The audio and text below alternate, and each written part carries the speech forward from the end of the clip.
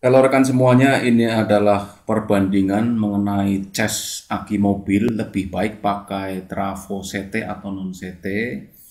Pembahasan tutorial ini sekaligus jawaban mengenai pertanyaan yang pernah masuk di video mengenai perbedaan trafo CT dengan non CT. Di sana ada beberapa yang menanyakan mengenai lebih baik menggunakan trafo CT atau non CT jika akan membuat charger aki atau cas aki baik untuk mobil atau motor. Cuma yang mau saya ulas di sini untuk cas aki mobil, meskipun sebenarnya prinsip kerjanya sama ya dengan cas aki motor. Untuk membuktikan kelebihan menggunakan trafo CT maupun non CT, sebenarnya Anda harus membuktikan dan mencobanya sendiri. Dan ini adalah hasil dari tes yang saya lakukan untuk trafo CT dan non CT. Ini adalah trafo CT dan ini adalah trafo yang non CT. Nah, ini adalah trafo non CT atau trafo 0. Nanti di situ akan kelihatan perbedaannya ketika saya rakit dengan menggunakan dioda yang sederhana saja, tidak perlu terlalu banyak dengan bridge seperti ini ya, dengan cara yang simple saja. Ini saya sudah bagi menjadi ketiga kategori untuk trafo 10 ampere CT, 10 ampere non CT, dan rangkaian untuk extra fan supaya nanti trafonya tidak cepat panas. Karena 10 ampere ini kalau buat ngecas aki yang gede-gede memang hasilnya cepat juga cepat panas ya. Yang pertama adalah saya berikan mengenai trafo 10 ampere. Ini 10 ampernya yang pakai CT ya. Rangkaiannya diperhatikan. Di sini ada dua kanal 15-15 dengan dua dioda saja. Pakai bridge juga sebenarnya sama. CT-nya nanti untuk negatif 15-15 ini di kanal CT-nya ini 15-nya adalah 15 5 ampere dan 15 5 ampere, jumlahnya jadi 10 ampere karena ini trafo CT. Jika Anda menggunakan trafo CT, kelebihannya memang output fleksibel. Fleksibel yang dimaksud di sini output dari cas akinya ini mau dibikin 5 ampere bisa, dibikin total 10 ampere bisa, Anda tinggal bagi berdasarkan kanal CT-nya. Karena kanal CT dari trafo CT ini simetris ya antara kanan dan kiri, artinya kanannya 5 ampere, kirinya juga 5 ampere.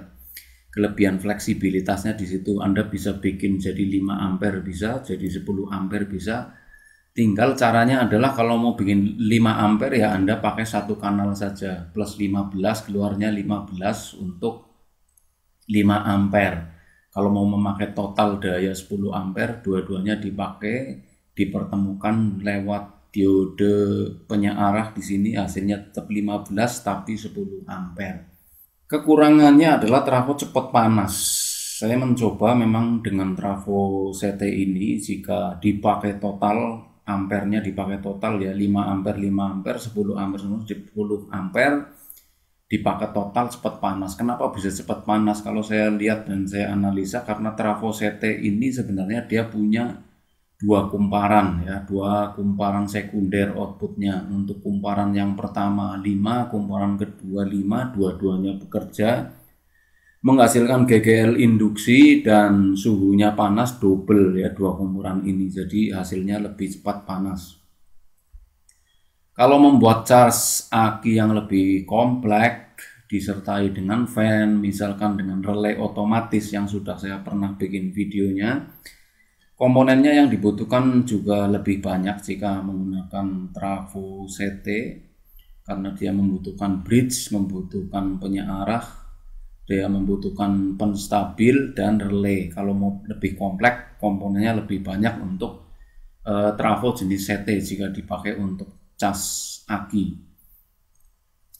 Kemudian untuk membuat charger aki harap diingat sebaiknya tidak perlu menggunakan kapasitor karena aki sendiri juga merupakan kapasitor besar.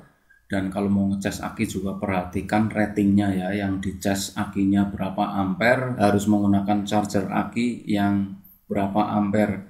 Di sini saya kasih toleransi batas untuk trafo CT 10 ampere bisa ngecas aki 10 sampai 100 ampere ke atas sebenarnya. Nanti tinggal waktunya yang menyesuaikan untuk lama pengecasannya. Kemudian untuk trafo 10 ampere yang non CT, karena ini non CT adanya adalah tegangan yang asimetris. Di sini ada 0, 12, 15, 18 macam-macam tegangannya. Ini saya contohkan untuk yang 15 volt karena dia trafonya trafo 0 non CT, maka cukup menggunakan satu kanal 15 volt dan nolnya yang dipakai, yang satu dijadikan positif dengan dioda. Keluarnya sudah murni full 10 ampere. Berdasarkan pengecekannya, setelah dites kelebihannya ini outputnya murni, benar-benar 10 ampere, 15 volt untuk ngecas aki 10 ampere sampai 100 Ah yang 12 volt. Pada saat saya coba ini pakai trafo non CT 10 ampere memang pengecasannya lebih cepat ya, selisihnya sekitar setengah sampai 1 jam.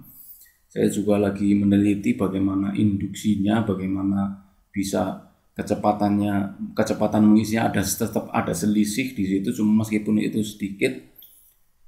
Kemudian untuk yang non CT ini jelas irit komponen, Anda bisa lihat sendiri diagramnya di sini, butuh dioda satu saja sudah cukup sebenarnya untuk charging aki, untuk cas aki mobil. Tapi kalau mau lebih bagus lagi, Anda bisa pakai diode bridge yang sudah jadi. Anda tinggal menghubungkan input AC sama keluaran DC.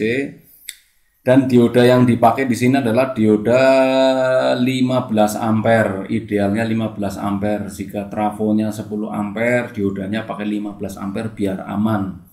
Jangan memakai dioda di bawah toleransi trafo, nanti cepat panas dan cepat jebol. Nah, kekurangan berikutnya jika menggunakan trafo non CT alias 0, tegangan output atau kuat arusnya tidak bisa fleksibel. Artinya dia murni untuk 10 ampere, 10 ampere. Anda tidak bisa pecah menjadi charger atau cas aki mobil yang ampernya lebih kecil. Itu perbandingannya berdasarkan yang saya coba dengan rangkaian simple sederhana ini.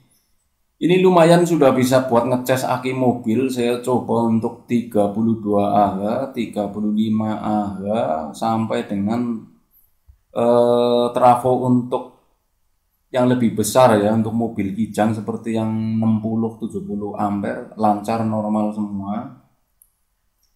Dan saya sarankan jika Anda bikin charger aki, baik itu yang manual maupun yang otomatis, jangan lupa menambahkan rangkaian untuk fan atau extra fan untuk pendingin trafo. Ini jelas mutlak harus dibutuhkan karena pada saat trafo CT maupun non CT ini bekerja dalam mengecas aki mobil ataupun motor, itu jelas lama-kelamaan akan sangat panas. Suhu yang panas ini harus dibuang lewat fan agar trafonya awet, komponennya juga awet, terutama diodanya, dioda yang dipakai untuk penyearah ya. Ini adalah rangkaian fan untuk extra fan. Untuk extra fan-nya saya pakai kapasitor, harus pakai kapasitor. Lebih bagus lagi pakai penstabil tegangan model Darlington ya, pakai transistor. Untuk model Darlington transistor dan relay, Anda bisa simak video sebelumnya mengenai relay dan cas aki otomatis. Ini adalah rangkaian bridge dioda untuk fan, extra fan yang voltasenya 12 volt saja. Untuk rangkaian ini sama saja, bisa dipasang di trafo non CT maupun di trafo CT.